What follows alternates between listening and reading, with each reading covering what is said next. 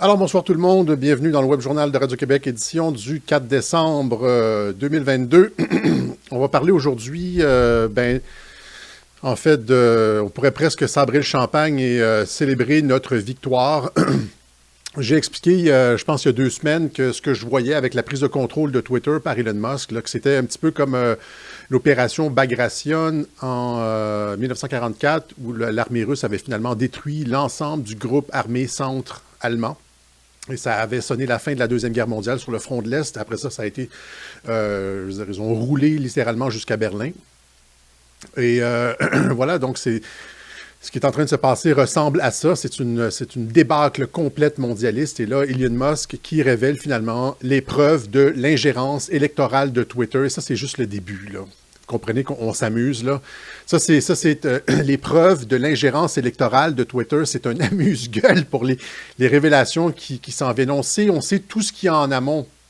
On sait ce que la digue mondialiste retenait en termes de... Là, c'est juste l'ingérence électorale. Mais imaginez quand on va parler de fraude électorale.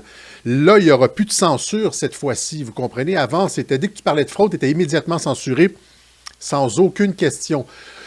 On sait maintenant pourquoi Twitter censurait littéralement tout le monde qui parlait de fraude électorale. C'est parce que Twitter était une compagnie, un auxiliaire du pouvoir. Ce que Elon Musk montre dans les échanges internes, c'est que le Parti démocrate, Joe Biden, la Maison-Blanche, ou le Parti démocrate, appelait Twitter puis disait « Tu vas censurer ça, ça, ça, ça, ça ». C'était de la censure à la carte. Et là, les gens chez Twitter s'affairaient à enlever 1 personne, 2 personnes, 3 personnes, bloquer des tweets, shadow ban, etc.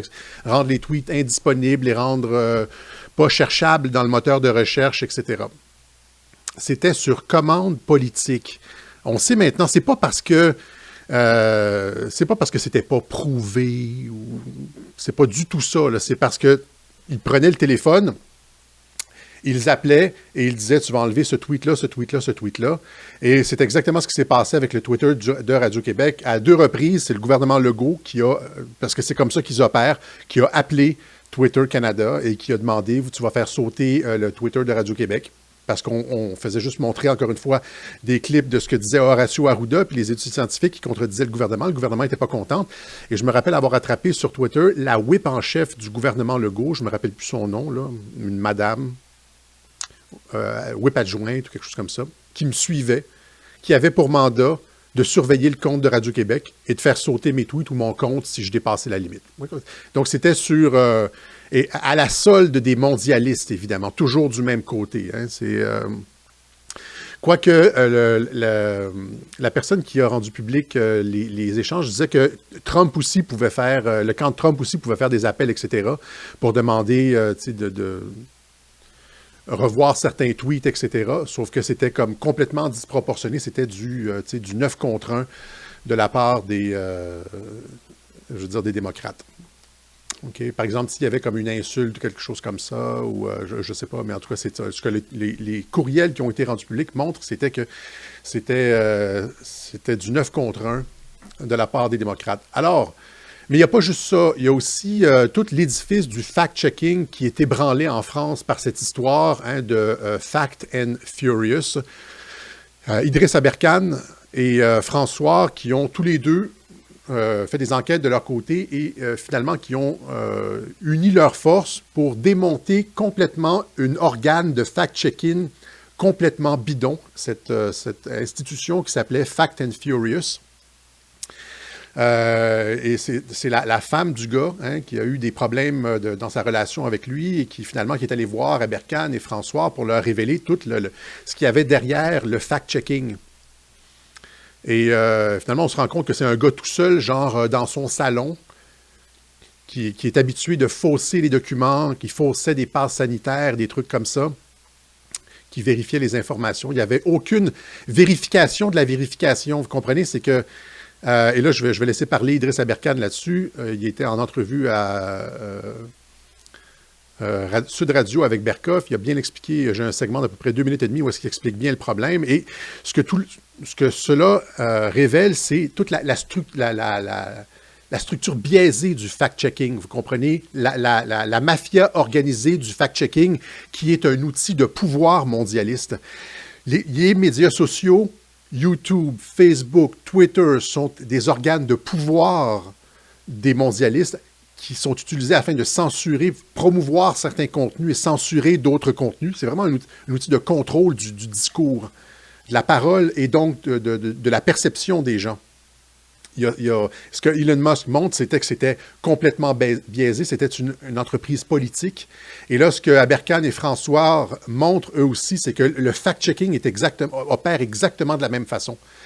Des gens qui n'ont aucune crédibilité obtiennent des accréditations gouvernementales. L'agence France-Presse lui donne le badge. Le ministère de la Culture lui donne son badge. Le gars est tout seul dans son salon. C'est un alcoolique qui est genre... et plus, là. Et simplement parce qu'il, je veux dire, se situe d'un certain côté du spectre politique et opère dans les fact-checks, on lui donne toutes les accréditations, etc.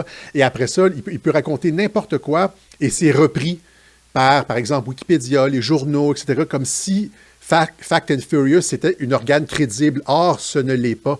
Et c'était la même chose avec Snopes aux États-Unis. Je me rappelle de cette histoire-là. Pendant longtemps, avant la campagne de 2016 avec Donald Trump, l'organe de fact-checking aux États-Unis, c'était Snopes. Si tu voulais voir si quelque chose était vrai ou non, les gens allaient sur Snopes. Je me rappelle, moi, à un moment donné, je parlais avec des gens, puis je dis quelque chose. Puis là, mon interlocuteur en face va tout de suite sur son cellulaire, Snopes, etc. Puis il y a juste un truc faux. Là, il me dit faux comme ça. Puis il ne regarde même pas l'argument de Snopes. Ça s'arrêtait là. Et Snopes aussi a finalement été débunké, exactement comme Fact and Furious, comme les décrypteurs à Radio-Canada. Je vais vous montrer encore une fois on en a déjà parlé de leurs attaques sur Radio-Québec en 2020 qui étaient complètement ridicules. Ils se sont discrédités eux-mêmes, alors que ce sont censés être des journalistes. Et donc, c'est ce que je veux dire dans ce web journal-là, c'est que l'édifice, quand je disais effondrement systémique imminent, j'espère que les gens ne sont pas partis en peur. Le son est correct. J'espère que les gens ne sont pas partis en peur. Des fois, je fais un truc, là, je me suis dit, les gens vont hésiter à regarder le web journal. Non, c'est leur système qui est en train de s'effondrer. Parce que tout le système mondialiste, je l'ai déjà expliqué, je l'ai expliqué dans le dernier web journal, c'est une guerre de 5e génération. Et dans une guerre de 5e génération, c'est la perception qui importe, c'est la perception du public qui importe. Et c'est pour ça qu'on a souvent dit, l'intelligence militaire américaine qui est derrière Donald Trump a souvent dit, optics, la perception est importante. Think optics. Tu ne peux pas faire un coup d'État militaire. Il faut que les gens il faut prendre le temps de bien expliquer aux gens, etc. Penser de quelle façon les gens sont endormis. Les gens sont endormis parce qu'ils vivent dans un système de contrôle mental. Okay? C'est de George Orwell jusqu'à des penseurs plus récents. Même Noam Chomsky, avant qu'il vire de bord, expliquait exactement tout ça. Les gens vivent dans un système de contrôle mental. Et quels sont les agents, les institutions de ce contrôle mental-là? Eh bien, c'est ceux qui gèrent ce qu'on pourrait appeler la normalité. Hein? Les médias, Twitter, les agences de fact-check, etc., qui empêchent la vérité de sortir et tout. Bon, il peut y avoir des vrais fact-checks, hein? Comme le dit justement Aberkan dans son entrevue avec Berkoff. Il dit, avant les fact-checks, c'était, est-ce que, on dit que quelqu'un est mort, mais est-il réellement mort? Il y a une annonce sur Internet qui circule, là, par exemple, le professeur Montagnier. Est-ce que le professeur... je vois aussi que mon volume est bas. Hein. Est-ce que le professeur Montagnier est réellement décédé? C'est François qui l'avait sorti. Les fact-checkers disaient non, il n'est pas décédé, etc. Or, il était réellement décédé. C'est juste qu'il avait donné l'exclusivité de la nouvelle à François. OK? Donc, mais en tout cas, c'est ça un fact-check, c'est regarder les faits. Mais là, depuis l'élection de Donald Trump en 2016, ça a beaucoup évolué, le concept de fact-checking. C'est devenu un outil de pouvoir et d'étiquetage. Ça fait longtemps que je le dis ça à Radio-Québec. Hein, ça fait depuis au moins le reportage avec Brigitte Noël, hein, Conspiration en 2020, où est-ce qu'ils avaient fait des amalgames épouvantables avec Radio-Québec en essayant de nous épingler sur la violence, alors que j'avais passé l'été à dire qu'il fallait être exemplaire, et que j'avais retenu les gens, que les gens étaient frustrés contre le gouvernement. On a le droit d'être fâché en démocratie, là, mais j'avais bien expliqué qu'il fallait être exemplaire parce qu'on nous regardait, que c'était une guerre de l'information. Or, elle avait transformé ça et elle m'avait présenté comme quelqu'un qui incite qui est à la tête d'une gang de coucous, d'une gang de radicaux, etc. C'était pas ça du tout. OK? Donc, c'est que les fact-checks sont devenus maintenant un outil de pouvoir politique. Hein, et c'est pas juste ça, c'est que si c'était des gens qui étaient neutres, si c'était des gens objectifs, qui regardaient les trucs et puis qui disaient... mais là, c'est pas ça du tout, là. C'est qu'on se rend compte que la totalité des fact-checkers, c'est des militants d'extrême gauche. C'est des militants d'extrême gauche. Ils n'ont aucune objectivité. Et ces militants d'extrême gauche-là, genre pro-Antifa et tout, comme Brigitte Noël, qui écrivait pour la revue Vice, là, qui est essentiellement genre la vitrine pour les Antifa et les radicaux d'extrême gauche. Radio-Canada va chercher Brigitte Noël chez Vice pour qu'elle devienne une journaliste objective. Et c'est-à-dire que ces militants-là d'extrême gauche pointent du doigt. La totalité des gens qui pointent du doigt, c'est des gens qui sont à l'opposé du spectre politique. Vous comprenez que c'est un outil de pouvoir politique. Il n'y a jamais aucune figure du conspirationnisme pointée comme de l'extrême gauche, là. Comprenez? C'est toujours des gens, c'est toujours des conservateurs, c'est toujours des gens à droite, c'est toujours des gens qui veulent réduire la taille de l'État. Hein? La gauche veut plus d'État, veut contrôler tous les aspects de notre vie, du berceau jusqu'au cercueil. Les gens plus à droite conservateurs disent « Ouais, mais non, tu sais, je veux dire, je préférais m'occuper de mes affaires, puis merci beaucoup de ton offre, juste comme dérange-nous pas, tu sais, sors de ma vie. » Mais c'est une guerre de l'information, ça, c'est une guerre, c'est presque une vendetta, c'est une guerre à en finir entre la gauche radicale et finalement le peuple, le reste de l'humanité. Okay? Ces gens-là ne sont pas objectifs du tout. Alors, donc, c'est ça. Twitter qui s'effondre comme outil de censure, outil de contrôle politique. Les fact-checkers aussi remis en cause. Les personnes, les experts, il va falloir les questionner maintenant. C'est les experts aussi qui tombent. On montre le vrai visage de tout ça. Et finalement, qu'est-ce qui reste là? Finalement, ça va être un champ de bataille. On a beaucoup plus où ils ont plus cet ascendant moral. Les experts, on le sait, comme elle, n'ont plus l'ascendant moral. Ils se parlent entre eux. Là. C'est les radicaux d'extrême gauche à Radio-Canada qui vont interviewer des experts d'extrême gauche.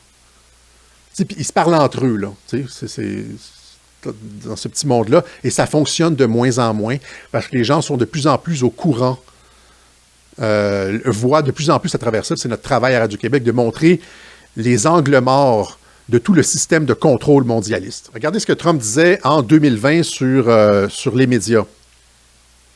Et le fait que les médias aient caché complètement cette histoire du laptop d'Hunter Biden. To call Biden a criminal. Why is that? He is a criminal. He's a criminal. He got caught. Read his laptop. And you know who's a criminal? You're a criminal for not reporting it. You are a... Alors, il dit, vous avez dit, la fille dit, vous dites que Biden est un criminel. Là, il dit, c'est un criminel. Joe Biden est un criminel depuis longtemps. Et c'est tout, vous devez regarder le laptop. Tout est sur le laptop.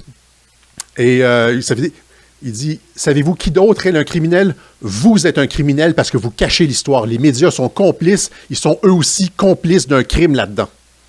Criminal for not reporting it. Let me tell you something. Joe Biden is a criminal, and he's been a criminal for a long time, and you're a criminal in the media for not reporting it. Good luck, everybody. Have a good time. C'est pas ça que Trump voulait. Trump voulait, comme on l'a expliqué, un Joe Biden à la Maison-Blanche. Pourquoi? Pour pouvoir crier au vol de l'élection, faire le ménage au sein du Parti républicain, laisser à Joe Biden prendre le blâme sur l'Afghanistan et l'inaction en Ukraine pendant Poutine ne pouvait pas régler le problème ukrainien avec un Trump à la Maison-Blanche. Il devait se retirer, laisser Joe Biden pour que Poutine puisse embarquer en Ukraine sans que les Américains ne se sentent obligés d'intervenir. Ça avait été Trump. Trump aurait été obligé de clasher avec Poutine à cause de son aura de Trump, etc. Et puis, il n'aurait pas pu juste ne rien faire. Ça prenait Joe Biden pour une intervention en Ukraine. Ça prenait Joe Biden pour un effondrement en Afghanistan. Ça prenait Joe Biden pour faire le ménage au sein du Parti républicain. Les opérations de hameçonnage contre espionnage que j'ai expliquées. Et donc, il y avait une utilité à ça. Et donc, c'est pour ça qu'ils ne se sont pas trop battus. Ce qu'ils ont fait, cependant, c'est qu'ils ont aussi utilisé ça pour montrer que les médias ont volé l'élection. You know, you discredit yourself. I don't have to discredit you. Vous discréditez. C'est pas moi qui ai besoin de vous. Vous le faites vous-même. Vous vous discréditez tout seul. Hunter in his laptop. Some repair shop found it. The source is Steve Bannon and Rudy Giuliani. I don't know anything about that. I just know it's a laptop, and they haven't. And you're making this one of the hottest, most important issues in your rallies. C'est un laptop qui a été trouvé dans un magasin de réparation de laptop. Et là, Rudy Giuliani et Steve Bannon partent avec ça. Et là, vous êtes en train de faire comme si c'était la plus grosse histoire politique aux États-Unis. I don't know about the two This is the gentlemen you most mentioned. important issue in the country. It's a right very now. important issue to find out whether or not a man's corrupt who's running for president, who's C'est extrêmement important de savoir si celui qui est en train de se présenter comme président des États-Unis est une personne corrompue. accepted money from China and from Ukraine and from Russia. S'il a accepté de l'argent de la Chine, de l'Ukraine, etc., comme ce sont les preuves qu'on montre sur le laptop. All these Yeah, I think things that's have an been important issue. investigated and It's incredible the way you can try and say this and sit there and look me in the eye and say it. A He Republican accepted. Et la fille dit, Leslie Stahl dit, ça a été enquêté et tout le monde dit que c'est de la désinformation russe, qu'il n'y a rien là. Puis là, il dit, c'est incroyable que vous puissiez rester assis en face de moi comme ça et me regarder dans les yeux et dire que c'est rien, alors que le laptop, ça n'a jamais été prouvé. Ça n'a jamais été débunké. C'est toujours ça avec les fact-checkers. Ils disent que c'est débunké alors que ce ne l'est pas. Et finalement, qui avait raison ici? C'est Trump qui avait raison, puis c'était elle, la menteuse. Money, his family from Russia, from Ukraine, from China, and from other places. and a His Republican. brother, who didn't have experience, became a big builder in Iraq without experience. Take a look at what's going on, Leslie. And then you say how that shouldn't be discussed. Et ici, Musk dit que Twitter aurait pu s'immiscer dans les élections au Brésil, au Canada, en France. Et, voilà, c'est un outil de pouvoir politique qui sert à enlever la parole publique à des gens qui disent la vérité dans beaucoup des cas. Parce que les fact-checkers sont des fact-checkers démocrates qui utilisent ça comme un outil de pouvoir politique.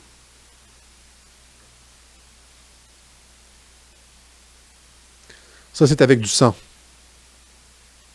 C'est du sang, là.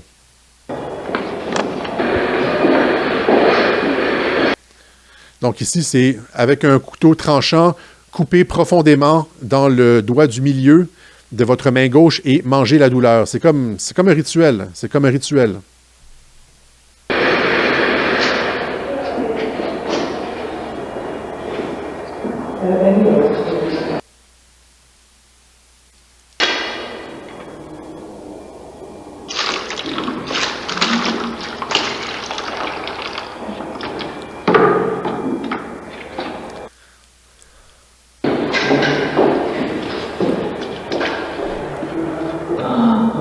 À quoi sert l'effigie dans le coin, on ne le sait pas.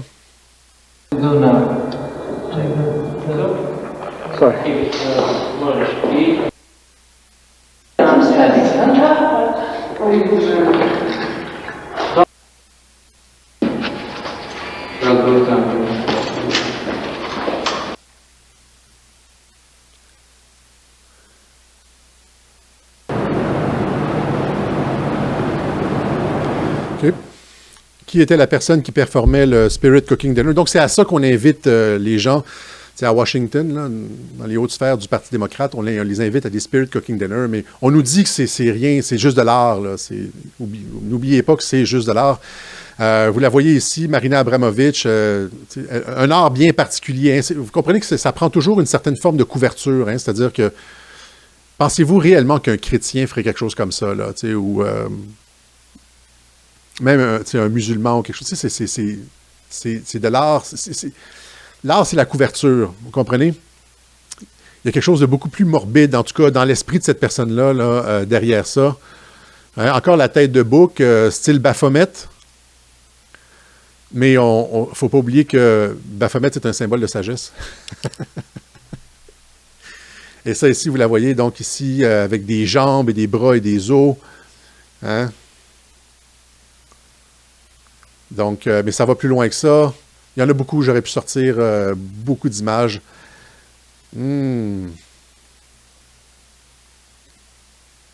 C'est rien, mais c'est juste de l'art. Et là, vous la voyez ici. Ça, j'avais parlé dans un web journal en 2019 spécialement de cette photo-là. Et le journaliste du Devoir, comment il s'appelle, là?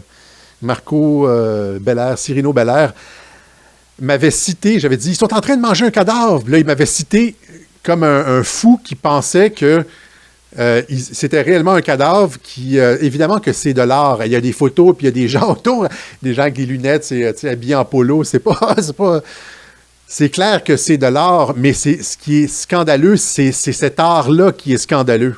Ils sont en train de faire semblant de manger un cadavre. C'est peut-être ça que j'aurais dû dire. Regardez ça ici. Ça ici, vous voyez, c'est avec Lady Gaga. Donc, c'est le genre de truc qu'on fait avec Marina Abramovic. Dans les dîners de Marina Abramovic, il y a même des bébés gâteaux avec le cerveau et tout. Hein? Des personnes, ça c'est d'autres dîners avec Marina Abramovic. On mange des personnes. Là, c'est des émules de Marina Abramovic. Et elle a fait une annonce pour Microsoft. Hein, je n'ai pas trouvé le clip, là, mais elle a fait une annonce pour Microsoft. Elle était bien branchée avec tout le gratin politique. En fait, probablement la plupart des gens qui se sont retrouvés sur l'île d'Epstein. Et vous, le clip de Kanye West que j'ai montré la dernière fois, où est-ce qu'il dit que LeBron James, Jay-Z, et puis il parle de toutes ces personnes-là qui sont, à qui on fait des pressions. Eh bien, regardez, vous la voyez ici avec Jared Leto, qui est un bon acteur, c'est dommage. Ici, avec Jay-Z, on ne sait pas trop ce qu'ils font. Vous la voyez ici avec Chris Rock, avec Rosario Dawson et la Naomi, je ne me rappelle pas c'est quoi son nom. Vous la voyez ici avec Robert De Niro, le Who's Who, là.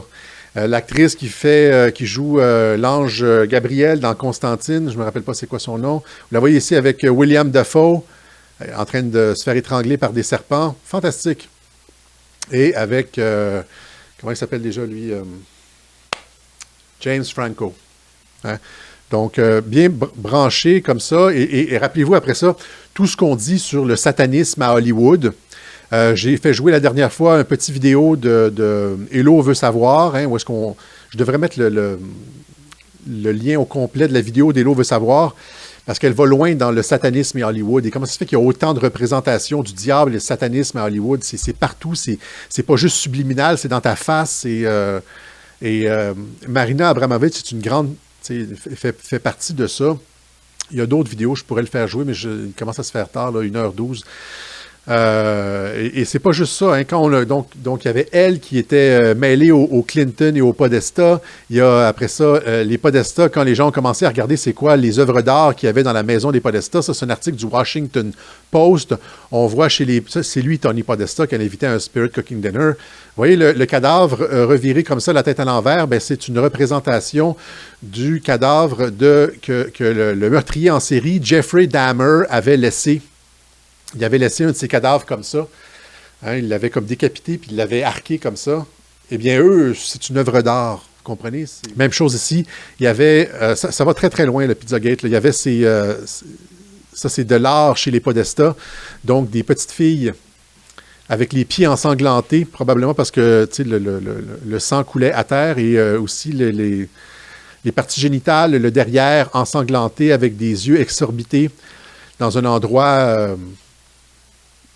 Ça, c'était l'art des Podesta. Okay? Il y en a beaucoup, beaucoup, beaucoup, beaucoup. J'aurais pu être très décadent et en montrer beaucoup. Et donc, les gens avaient continué à creuser, puis s'étaient rendu compte aussi que ces gens-là étaient liés à James Alefantis. Il y avait aussi beaucoup de ça qui sortait à Washington, D.C. Le magazine GQ l'avait nommé une des 50 personnes les plus influentes à Washington. Comment quelqu'un qui... un gros donateur de Barack Obama et d'Hillary Clinton, qui était aussi l'amant de James Brock, quelqu'un qui faisait dans les fact-checks, en fait, entre autres. Et Et là, quand ils avaient trouvé ça, tout est lié, hein, quand ils avaient commencé à fouiller l'Instagram de James Alefantis, de Comet Pizza, ils avaient trouvé des choses comme ça ici, des images comme ça, où est-ce qu'on dit, genre, tu sais, c'est une salle isolée, puis James Alefantis marque « Murder »,« Kill Room », tu sais, c'est des salles d'abattage, là. Et là, tu avais toutes les vidéos d'enfants comme ça, des clips d'enfants avec de l'argent, hein, aussi, les bébés ici, à vendre. Bébé allemand, 1200 $, ne touchez pas. Ici, vous avez des trucs comme ça ici. Sur cette vidéo-là ici, sur cette image-là ici, c'est Jimmy Comet, là, c'est l'Instagram de James Alefantis. Il met, on le voit pas, l'image est coupée, mais c'est marqué « Chicken Lover ». Un chicken lover, c'est an adult male homosexual sexually attracted to underage male, synonyme, chicken fancier, etc. Donc, c'est un pédophile. OK? Alors, il clip là-dessus. Pourquoi James Alefantis montre des bébés d'enfants à vendre comme ça? Hein? Et là, ici, tu as une photo d'un enfant où est-ce qu'on dit Jimmy Comet, moving the baby. T'sais? Dans le genre, ici, le bébé est à vendre. Et là, ici, on l'envoie, livraison, là. Livraison. Ici, d'autres images avec un enfant, toujours le même bébé. Why daddy likes butt? Pourquoi papa aime le trou de cul? Hein? Ou aime les fesses? Il y avait ça ici. Ou des images comme celle-là ici, un enfant attaché comme ça. OK? Je veux dire, quand tu as des images de bébés attachés, des trucs comme ça, ou des bébés avec du cash dans la bouche, puis des images de bébés où est-ce que on dit là, pourquoi papa aime mon anus ou des trucs comme ça. Ça enrage, là. Il y a comme une partie de ça qui est compréhensible, une partie. Ils font comme si c'était... quand tu touches aux enfants, là, ça vient chercher les parents, là, les personnes qui ont encore une dignité humaine. Les médias font comme si c'était inacceptable, mais tu touches aux enfants, puis là, c'est la ligne à ne pas franchir, et on sait que c'est comme ça, même en prison. Même en prison, quand tu as fait quelque chose aux enfants, c'est là que tu te fais casser la gueule en prison, tu te fais même faire la peau. Si tu as été un pédophile, tu as fait des choses inacceptables avec les enfants, tu t'en sors pas en prison parce que c'est la ligne inacceptable pour l'ensemble de l'humanité. Là, les médias... Daily Mail, exclusive. Jeffrey Epstein shipped 100,000 cement trucks to Pedophile Island. Jeffrey Epstein, quand il était quelques mois avant d'être sur le point de se faire attraper, quand quelqu'un lui a dit qu'il était sous enquête ou que ça allait peut-être... Il a acheté pour 100 000 $ US de ciment pour aller couler tout ce qu'il y avait de souterrain sous son île. Et là, quand il y a eu l'arrestation de Jeffrey Epstein, il y a des gens qui sont allés sur l'île avec des drones et qui ont fait voler des drones et qui ont filmé l'île St. James, l'île de Jeffrey Epstein. Et on voit à plusieurs endroits sur cette île-là des entrées comme celle-là qui ont été fermées. OK? Et l'île est donc truffée de ces tunnels, ces entrées souterraines, etc. Et c'est ça qui a été rempli, coulé par Jeffrey Epstein juste avant son arrestation. Il y a il y a des personnes qui disent que, en fait, l'intelligence militaire a coulé à ce moment-là des images de caméras de surveillance de ce qui avait l'air d'être les souterrains sous l'île de Jeffrey Epstein. Et là, vous voyez le Channel 11, là, on dirait comme un enfant qui marche, on ne pourra pas le dire, là, mais on dirait comme un enfant qui marche tout seul dans les corridors. Channel 10, c'est des gens qui sont en train de manger à table. OK? Et ça, en fait, c'est un peu comme la maison des horreurs. La personne qui publie ces images-là, c'est la proxénète en chef, Ray Chandler, qu'on voit ici dans l'avion de Jeffrey Epstein avec Bill Clinton. On sait que les Clinton sont allés une trentaine de fois sur l'île de Jeffrey Epstein, OK? Et qu'il y a des choses abominables qui s'y sont produites. Des gens l'ont dit, même la fille de Nancy Pelosi l'a admis, etc. On sait qu'est-ce qui s'est passé sur l'île de Jeffrey Epstein. Et ça, tout ça, c'était avant qu'on... quand on parle de Comet Pizza, etc., Ça, c'est sorti. C'est pour ça que les médias ont attaqué comme une théorie de la conspiration, parce qu'on n'avait pas encore eu des preuves comme celle de Jeffrey Epstein, etc. Vous avez un portrait de ce qui se passe à Washington et aussi à Hollywood. Vous voyez toute la culture satanique de Maria Abramovich, mais aussi les trucs sataniques qu'on voit dans l'art, par exemple. Tu sais, comme... Je vais faire ça vite, là.